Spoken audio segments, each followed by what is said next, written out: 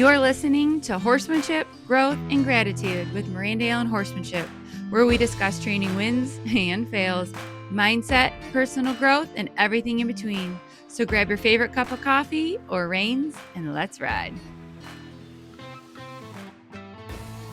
Hey there, it's Miranda Allen, and welcome back to Horsemanship, Growth, and Gratitude.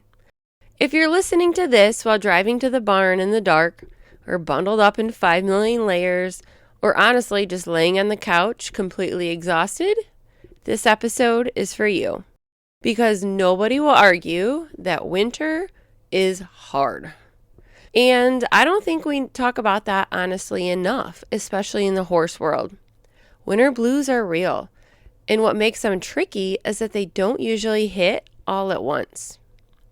It's not like one day you wake up and think, wow, I feel terrible. It's quieter than that. It's slower. It's the constant, tiny chipping away, day after day after day. You lose a few minutes of daylight, then a few more, then a few more. And nobody really notices it until one day you think, I'm going to go see my horse after work or school today. And you step outside, and it's already pitch black at 5 p.m. The same thing goes with the cold. It doesn't usually slam you all at once. You just add another layer, then heavier gloves, then thicker socks, until one day a storm rolls in and all of a sudden you realize, oh, wow, we're really in the thick of it now. And then, because winter likes to really humble us, illness hits. Just like me right now, I'm getting over the flu. The kind of illness that knocks whatever energy you were barely holding on to straight out of your soul. The kind where rest doesn't even feel restful. And that combination of the darkness, the cold, the exhaustion, and the sickness, it's a perfect recipe for feeling depressed, whether you want to label it that way or not. I've had this conversation year after year with many other horse people, and it usually sounds something like this. I'm fine, I can handle it, I've been through worse, it's just winter. And sure, horse people are tough, we're resilient, we're used to discomfort year-round. But just because you can handle it doesn't mean that it's not taking a toll, physically, mentally, or emotionally. And it's okay to admit that. It's okay to say, hey, this is actually really hard right now. It's okay to ask for help. It's okay to slow down. I also think it's completely normal for people to start questioning their dreams this time of year. Dreams feel really fragile when you're tired. Goals feel really heavy when you're cold, sick, and burn out. And this is a season where I see people quietly start downsizing their hopes. Not because they don't want them anymore, but because the fear gets louder when energy gets low. So I want to share a rule I've made for myself, and maybe it'll help you too. When I'm in a rough patch, whether I'm sick, run down, overwhelmed, or just mentally not okay, I do not allow myself to think about my long-term goals for a day or two. Just not allowed. Because if I do, fear then gets to take over. And suddenly, my brain starts saying things like, maybe that dream was unrealistic. Maybe you should just play it safe. Maybe you should lower your expectations. And I don't actually believe those things when I'm feeling well. So instead, I shift my focus. I stopped trying to solve my whole life. I stopped trying to be motivated. I stopped trying to figure it all out. And I focus on one thing, getting through the storm. Healing my body, catching my breath, doing the next right small thing. With a promise to myself that when I do feel like me again, I can trust myself to push that gas pedal. That doesn't mean you don't do anything all winter. It just means that you do things that support you instead of drain that last little bit of energy that you have. This is where groundwork can really come into play.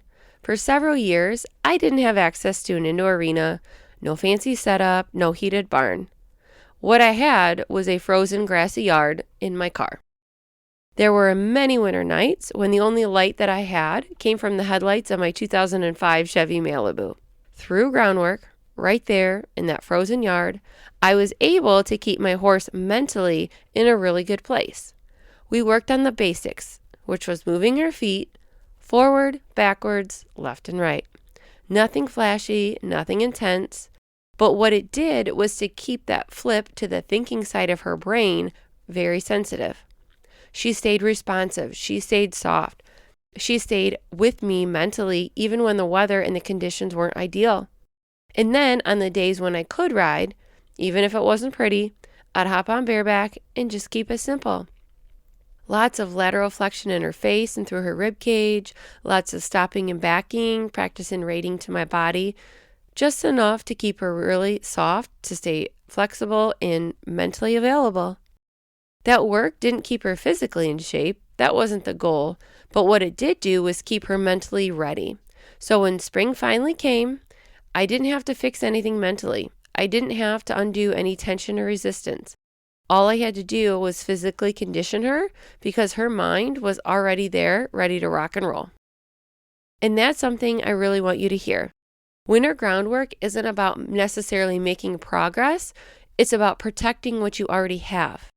It's about keeping that conversation alive with your horse, even if it happens in 5 minutes in the dark, in the cold.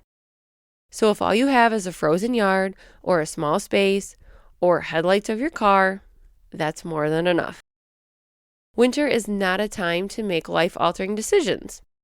It's a time of surviving with kindness.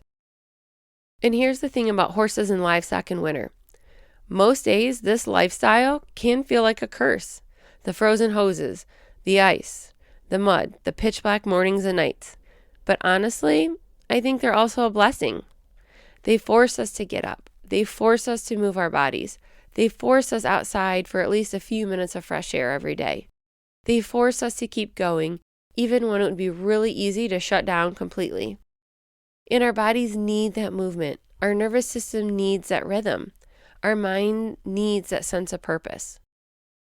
So if all you're doing right now is a bare minimum, feeding, checking, caring, surviving, that counts. That matters. I want this to be a gentle reminder, especially with the weather that's hitting so many places right now. This too shall pass. This weekend especially, we're going to have it rough for a lot of people with severe cold, blizzards, and ice storms. So please stay safe, stay warm, and go easy on yourself. If you're feeling behind, if you're feeling unmotivated, if you're questioning everything, just remember this. It always hasn't been this hard, and it won't always be this hard. Spring will come, energy and health will come back, clarity will return. You're not broken, you're just tired. So hang in there, my friend. You're doing better than you think. Thank you for tuning in to Horsemanship Growth and Gratitude with Miranda and Horsemanship. If you've enjoyed this episode, I'd love for you to follow the podcast, leave a review, and share it with a friend who loves horses as much as we do. And while you're at it, be sure to check out my website, mirandaallen.net, that's ALLYN, to stay updated on the launch of my upcoming course, Essentials of Horsemanship. And until next time, remember, horsemanship is in the details.